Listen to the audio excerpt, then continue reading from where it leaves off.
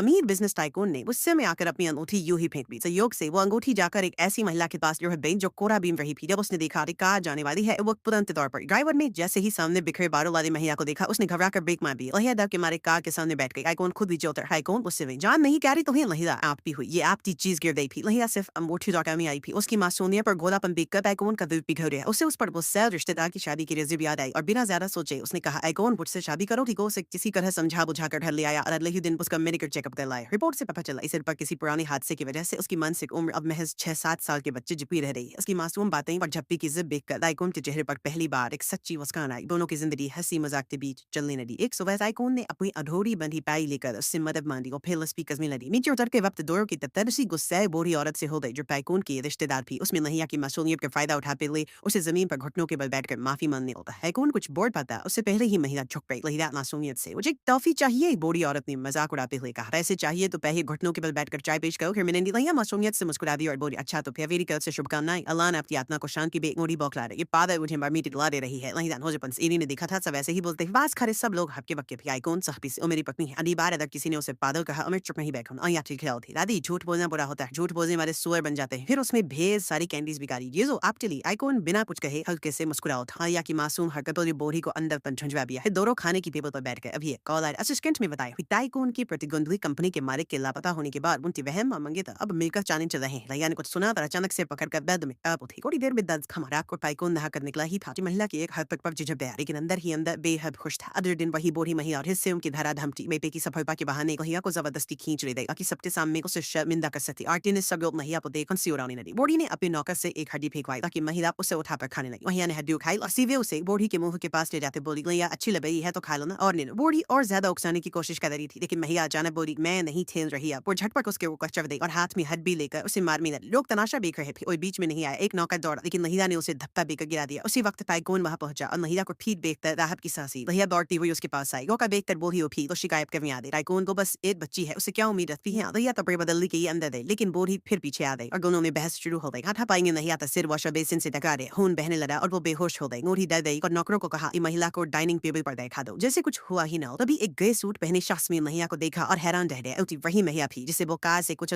मार चुका था और वो आइकॉन की मंदिर पर थी। और ये पार्टी ये लाइक और सब्सक्राइब जरूर कर देना।